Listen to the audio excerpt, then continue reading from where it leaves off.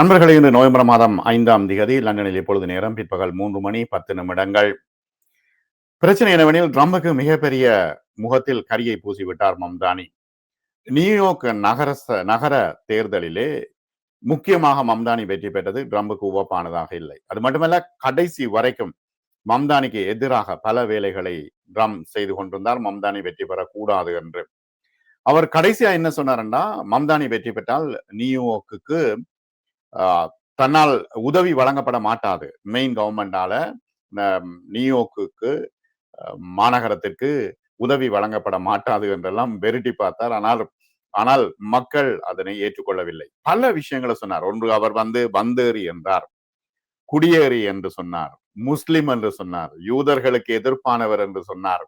இப்படி பல விஷயங்களை மீண்டும் மீண்டும் ட்ரம்ப் சொன்னாலும் கூட ட்ரம்பினுடைய கன்னத்தில் ஓங்கி அறைந்து விட்டு அவர் மாபெரும் வெற்றி பெற்று விட்டார். உண்மையிலே மக்கள் ட்ரம்ப் மீது வெறுப்பு கொண்டிருப்பதைத்தான் காட்டுகிறது. எப்படி இப்ப ஒரு ஆளும் அரசுக்கு, இப்ப இலங்கையில் ஆளும் அரசுக்கு கொழும்பு மாநகர சபை முக்கியமோ, அதே போல இங்கே டில்லியிலே எவ்வளவு முக்கியமோ, ஆளும் அரசுக்கு டில்லி எவ்வளவு முக்கியமோ, அதே போல அமெரிக்காவில் இங்கே யூகேல லண்டன் எவ்வளவு முக்கியமோ ஆளும் அரசுக்கு, அதே போல அமெரிக்காவில் மிக முக்கியமானது நியூயார்க்கினுடைய இந்த தேர்தல்.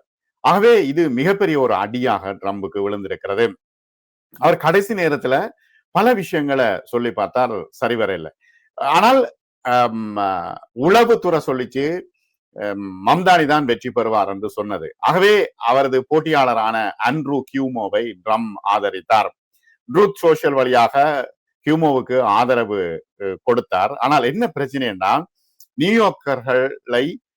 நியூயார்க்கர்கள் மம்தானியை நம்பினார்கள். மம்தானி ஒரு மனதை தொடும் வெற்றி உரையை நிகழ்த்தி இருக்கின்றார்.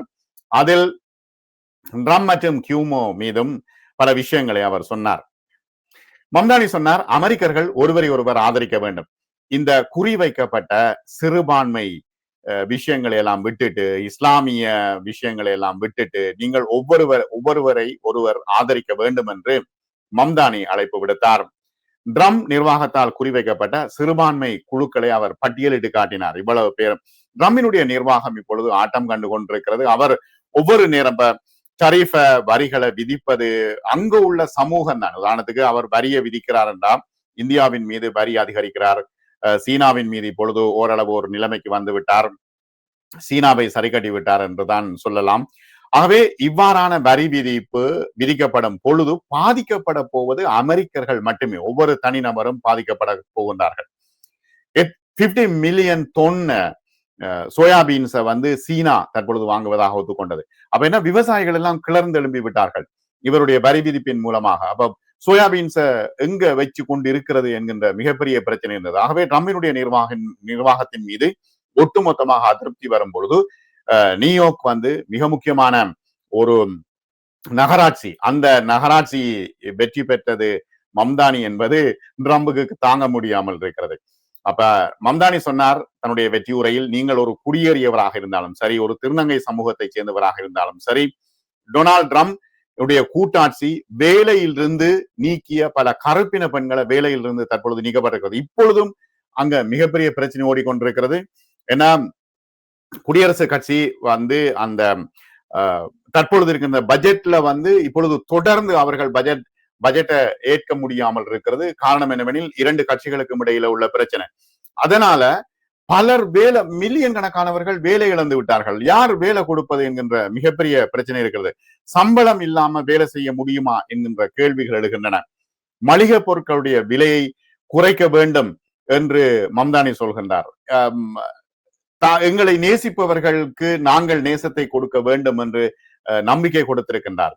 இஸ்லாமிய வெறுப்பில நீங்கள் ஒரு அரசியல் செய்து தேர்தலில் வெற்றி பெறக்கூடிய நகரமாக இனிமேல் நியூயார்க் இருக்காது என்று அடித்து சொன்னார். டொனால்ட் ட்ரம்பை நேரடியாக ஒரு நுட்பமான குத்தலோடு அவர் உரையாற்றினார். இது பார்வையாளர்களிடமிருந்து ஆரவாரமான கைதட்டலை பெற்றிருக்கிறது. ஒரு சர்வாதிகாரியாக டொனால்ட் ட்ரம்ப் இருக்கின்றார். அவர் தன்னை கிங் என்று நினைக்கிறார். ஏதேனும் வழிமுறையில தான் ஒரு கிங்காக வேண்டும் என்று நினைக்கிறார். அதிகாரத்தை குவிக்க வேண்டும் என்று நினைக்கிறார். இந்த விஷயங்களை அகற்றுவதன் மூலம் நிச்சயமாக ட்ரம்பை வீழ்த்த முடியும் என்று மம்தானி குறிப்பிடுகின்றார். ட்ரம்பை எப்படி நிப்பாட்டுகிறோம் என்பது மட்டுமல்ல, அடுத்தவரை எப்படி நாங்கள் அரசியலில் நிறுத்துகிறோம் என்று இங்கே உதாரணம் மூலம் அவர் விளக்கி காட்டினார். எனவே டொனால்ட் ட்ரம்ப் சொன்னார், நீங்கள் பார்த்து கொண்டிருக்கிறீர்கள் என்ற உரையை என்று தெரியும், ஆகவே உங்களுக்காக 4 வார்த்தைகள் இருக்கின்றன, ஆகவே உங்களோட சவுண்டை கூட்டுங்க, உங்களோட டிவி சவுண்டை கூட்டுங்க என்று அவர் சொன்ன பொழுது மம்தானியினுடைய அந்த வெற்றி உரையிலே பார்வையாளர்கள் ஆரவாரப்பட்டார்கள். தனிப்பட்ட வாழ்க்கையில மட்டும் சிறந்ததை விரும்புவதாக அவர் சொன்னார். என்னன்னா ஒரு அரசியல் வம்சத்தை இப்பொழுது கவிழ்த்து விட்டார்கள். என்னன்னா ஒரு அரசியல் வம்சமாகவே இந்த நியூயார்க் இருந்து கொண்டிருந்தது. எப்படி இங்க லண்டன்ல வந்து சாதிக்கான் சாதித்துக் கொண்டிருக்கிறாரோ அதே போல நியூயார்க்ல மம்தானி சாதிப்பார் என்று மக்கள் நினைக்கிறார்கள். அதனால் அவருக்கு 50% அதிகமான வாக்குகளை போட்டிருக்கின்றார்கள். இன்று இரவு ட்ரம்பை பற்றி உச்சரிக்கும் இறுதி நேரமாக இருக்கட்டும், ஆகவே நாங்கள் இனி வேலையை துவங்குவோம் என்று மம்தானி சொன்னார். நியூயார்க் நகரத்தின் அடுத்த மேயரான ஜோஹரான் மம்தானி புரூக்லின்ல வைத்து தனது வெற்றி உரையில் ஆதரவாளர்களுக்கு நன்றி தெரிவித்தார். வேறு யாரும் நம்பாத போது நம்பிய தனது பிரச்சார குழுவுக்கும் ஒரு தேர்தல் திட்டத்தை எடுத்து அதை இன்னும் அதிகமாக மாற்றியவர்களுக்கும் மக்களுக்கும் நன்றி தெரிவிக்கின்றேன் என்று அவர் சொன்னார். ஒருபோதும் ஒரு நன்றியின் ஆழத்தை என்னால் ஒருபோதும் வெளிப்படுத்த முடியாது, ஏனெனில் இப்பொழுது இருக்கின்ற சூழ்நிலையில் உங்களுக்கு எவ்வளவுதான் நன்றி சொன்னாலும் அது தகும் என்று மம்தானி சொன்னார். அது மட்டுமில்ல, முக்கியமாக ஒவ்வொரு தருணத்திலும் மக்கள் தன்னோடு இருக்கின்றார்கள் என்பதை மீண்டும் மீண்டும் அவர் வந்து நினைவுபடுத்தினார். எல்லா பப்புகளிலும் லைவ்ல போடப்பட்டு கொண்டிருந்தது மம்தானியினுடைய வெற்றி பேச்சு. அது மட்டுமல்ல, வாக்கு எண்ணிக்கை விஷயங்கள். அங்குள்ள மக்கள், நியூயார்க்கர்கள் எல்லோருமே ஆரவாரத்துடன் அதனை ஏற்றுக்கொண்டார்கள். மிக அதிகமாக மக்கள் வாக்களிக்க சென்றிருக்கின்றார்கள். 50% அதிகமான வாக்குகளை அவர் பெற்று இப்பொழுது நியூயார்க் மேயராக அவர் வந்திருக்கிறார். என்ன பிரச்சனைன்னா, ஒரு முஸ்லிம் நியூயார்க் மேயராக வருவதா என்று பதறி போயிருந்தார் ட்ரம்ப். ஆனால் இப்போ இருக்கின்ற சூழ்நிலைகள் யூத நியூயார்க்கர்களுக்கு பின்னால் உறுதியாக இருப்பேன் என்று மம்தானி சொன்னார். அதோடு யூத எதிர்ப்புக்கு எதிரான போராட்டத்தில் விட்டுக் கொடுக்க மாட்டேன் என்றும் அவர் சொல்லியிருக்கின்றார். செவ்வாய்க்கிழமை அன்று தீர்க்கமான குடியரசுக் கட்சி இழப்புகளுக்கான பொறுப்பில் இருந்து தப்பிக்க டொனால்ட் ட்ரம்ப் நேரத்தை வீணாக்கவில்லை. அதுக்கு பதிலாக தோல்விக்கான வேற விஷயங்களை அவர் சொல்லிக் கொண்டிருந்தார். ட்ரம்ப் அந்த வாக்கு சீட்டிலேயே, ட்ரம்பினுடைய விஷயம் அந்த வாக்கு சீட்டிலேயே இல்லை. குடியரசுக் கட்சியினர் தேர்தலில் தோற்றதற்கு 2 காரணங்கள். ஒன்று வந்து ட்ரம்பினுடைய சரியான ஆளுமை இல்லாத தன்மை. அவர் இன்றை கொண்டு சொல்லுவார், நாளை கொண்டு சொல்லுவார். ஆகவே இவ்வாறான சூழ்நிலையில் ட்ரம்ப் உடைய நிலைமை மிக மோசமாக இருந்தது. ட்ரம்ப் ஆதரவு பெற்ற முன்னாள் மாநில ஆளுநர் ஆண்ட்ரூ கியூமோவுடன் கடுமையாக நியூயார்க் மேயர் போட்டியிலே ஜனநாயக கட்சியை சேர்ந்த ஜோஹரான் மம்தானி வெற்றி பெற்றதாக அறிவிக்கப்பட்ட சில நிமிடங்களுக்கு பிறகு ட்ரம்பினுடைய பதிவு வந்தது. என்னன்னா, நாங்கள் வந்து தோற்றுவிட்டோம் என்றதை அவரால் ஒத்துக்கொள்ள முடியல, ஜீரணிக்க முடியல. ஏன்னா அவர் அப்படிப்பட்ட மன நிலைமையில உள்ளவர். மேயராக தேர்ந்தெடுக்கப்பட்ட மம்தானி நியூயார்க்கில் உள்ள உழைக்கும் குடும்பங்களுக்கு மிக முக்கியமான விஷயங்கள் அவர் கவனம் செலுத்தி இருக்கின்றார். செலவுகளை குறைக்க வேண்டும். ஏன்னா நியூயார்க்கிலையும் மிகப்பெரிய வறுமை இருக்கிறது. ஒரு பக்கம் ஊதி பெருத்திருக்கிறது பணக்காரர்களாக, இன்னொரு பக்கம் வறுமையில வாடிக்கொண்டிருக்கிறார்கள். இந்த விஷயத்த சொன்னார். செலவுகளை குறைப்பதற்கு நான் முக்கியத்துவம் கொடுப்பேன் சொன்னார். மலிவு விலையில் குழந்தை பராமரிப்பு, அங்க வந்து மிகப்பெரிய பிரச்சனை குழந்தை பராமரிப்பு.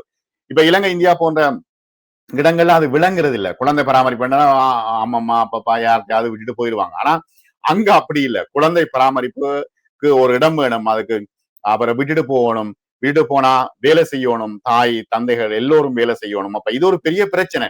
இவர் அதனை வந்து அணுகினார். குடும்பங்களுடைய வாழ்க்கையை எளிதாக்கக்கூடிய விஷயங்களை தான் செய்கிறேன், செலவை குறைக்கிற விஷயங்களை செய்கிறேன் என்று அவர் சொன்னார். அவரது பிரச்சாரம் நியூயார்க் நகரம் முழுவதும் வாக்காளர்களை உற்சாகப்படுத்தியது. தொடர்ச்சியாக அவர் உற்சாகப்படுத்தினார். போற ஒவ்வொரு இடங்களா போய் வாக்காளர்களை சந்தித்தார். எல்லா உழைக்கும் மக்களையும் உயர்த்துவதில் இடைவிடாமல் கவனம் செலுத்தும் ஒரு பெரிய ஒரு கட்சியின் சக்தியாக தான் விளங்குவதாக கூறினார். ஒரு சக்தி வாய்ந்த தருணத்தில் நியூயார்க் நகரத்தின் அடுத்த மேயராக மம்தானி நேரடியாக அவர் வந்து தெரிவு செய்யப்பட்டிருக்கின்றார். டொனால்ட் ட்ரம்பால் காட்டி கொடுக்கப்பட்ட ஒரு நாட்டை எப்படி தோற்கடிப்பது என்பதை யாராவது காட்ட முடிந்தால் அது அவரை உருவாக்கிய நகரம்தான் இந்த நியூயார்க் என்று அவர் குறிப்பிட்டார். என்னன்னா, டொனால்ட் ட்ரம்ப் என்ன செய்யறாருன்னா, அவர் பதவிக்கு வரும் வரைக்கும்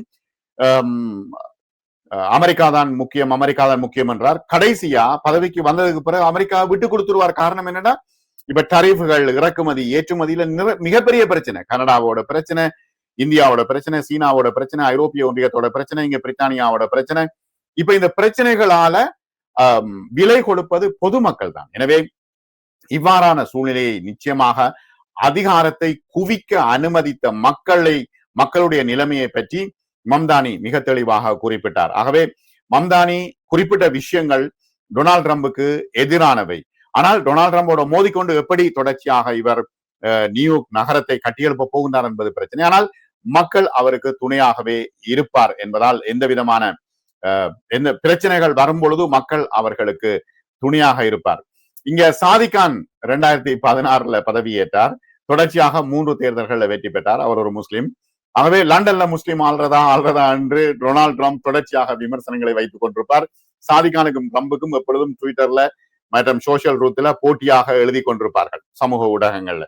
ஆகவே ட்ரம்ப் சொன்னார் என்ன, பிரிட்டிஷ் தலைநகரில் ஷரியா சட்டத்தை கொண்டு வர போறார் கான் என்று. அப்படி கொண்டு வரலாமா சரியா சட்டத்தை? ஒரு பிரித்தானிய எம்பையர்ல சரியா சட்டத்தை கொண்டு வரலாமா? இப்ப இதான் அவருக்குள்ள மிகப்பெரிய கேவலமான ஒரு நிலைமையா போயிட்டுது.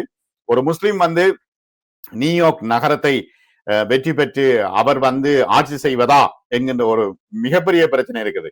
இஸ்லாமிய வெறுப்பு, இனவெறி, மதவெறி என்று முற்போக்கான விஷயங்களை விட்டுட்டு அவர் இஸ்லாமிய வெறுப்பு, மதவெறி, இனவெறி இதை கொண்டுதான் அவர் ஆட்சியை அமைப்பதற்காக அவர் யோசிக்கிறார். மில்லியன் கணக்கான அமெரிக்கர்கள் அத்தியாவசிய சேவைகளை அணுக முடியாமல் தற்பொழுது தவித்துக் கொண்டிருக்கிறார்கள். ஆயிரக்கணக்கான ஊழியர்கள் தங்கள் சம்பள காசோலைகள் வராமல் தவித்துக் கொண்டிருக்கிறார்கள் அமெரிக்காவில எல்லாம் சுமூகமாக போய்கொண்டிருக்கிறது என்று சொல்ல முடியாது. ஜனநாயக கட்சியும் குடியரசுக் கட்சியும் பல வாரங்களாக செலவு திட்டங்கள் தொடர்பாக மோதலில் ஈடுபட்டு வருகின்றார்கள். மலிவு விலை பராமரிப்பு சட்டமானியங்கள் மற்றும் மருத்துவ காப்புறுதி, இந்த விஷயங்களை ஜனநாயக கட்சி தொடர்ந்து தடுத்து வருது. ஆகவே செனட் பெரும்பான்மை தலைவர் சொல்றார், ஜான் துனே விரைவில் ஒரு திருப்புமுனை வரலாம் என்று அவர் நினைக்கிறார். ஆனால் ட்ரம்ப் விட்டு கொடுக்கிறார் இல்ல. ட்ரம்ப் காங்கிரஸ் மற்றும் குடியரசுக் கட்சியினரை தனது பட்ஜெட்டை அங்கீகரிக்க அனுமதிக்க சொல்றார். அதுக்காகத்தான் அணுசக்தி சோதனை அது இதுன்னு சொல்லி ஒரு பில்டப்பை கட்டி கொண்டிருக்கிறார். இருப்பினும் 2026 ஆண்டு இடைத்தேர்தலில் ஜனநாயக கட்சியினர் வெற்றி பெற்றால் அவர்களுக்கு மிகப்பெரிய அளவிலான அதிகாரம் கிடைக்கும் என்பதால் குடியரசுக் கட்சிக்குள் ட்ரம்பினுடைய இந்த மடத்தனமான திட்டம் குறித்து மிகுந்த கவலை ஏற்பட்டிருக்கிறது என்று அவர் சொல்றார். இப்ப அமெரிக்கா மெக்சிகோ எல்லையில சுவருக்கு பில்லியன் கணக்கான டாலர்களை திரட்டுகின்ற மசோதாவை நிறைவேற்ற ஜனநாயக கட்சியினரை கட்டாயப்படுத்த முயன்றதால் வரலாற்றில் 2வது மிக நீண்ட முடக்கம் ட்ரம்பின் முதல் பதவி காலத்தில் வெளிப்பட்டது. ஆகவே இப்போது இருக்கின்ற சூழ்நிலையில் எல்லையில பில்லியன் கணக்கான எல்லை சுவர அமெரிக்கா மெக்சிகோ எல்லை சுவரை கட்டி அகதிகள் இங்கே வராமல் தடுப்பதற்கான முயற்சிகளை அவர் மேற்கொண்டு வருகின்றார். ஆனால் இது எல்லாவற்றையும் உடைத்துவிட்டு மம்தானியின் பிரச்சாரம் நியூயார்க்கில் மிகப்பெரிய வெற்றி பெற்று விட்டது என்பதுதான் இப்பொழுது இருக்கின்ற நிலைமை. சமூகங்களை பிரிக்க வேண்டாம், நம்பியிருக்கும் அரசியலை நியூயார்க்கர்கள் மீது திணிக்க வேண்டாம். நிச்சயமாக ஒவ்வொருவரும் சுதந்திரமாக வாழுவோம், எல்லோரும் செழித்து வளரும் எதிர்காலத்தை உருவாக்க விரும்புகின்றோம் என்று மம்தானி தன்னுடைய முக்கியமான உரையில் தெரிவித்திருக்கின்றார். இதுதான் ட்ரம்புக்கு இப்பொழுது மிகப்பெரிய அடியாக இருக்கிறது. ஒரு சின்ன வயது இளைஞன் ட்ரம்பை நோக்கி இவ்வாறான எதிர்கருத்துக்களை வைத்து முன்னேறி விட்டார் என்பது ட்ரம்புக்கு இன்னும் தாங்க முடியாத ஒரு பிரச்சனையாக இருக்கிறது. பார்ப்போம் எதிர்காலத்தில் என்ன விஷயங்கள் நடைபெற போகின்றன என்று மற்றும் ஒரு காணொளியில் சந்திப்போம். நன்றி நண்பர்களே.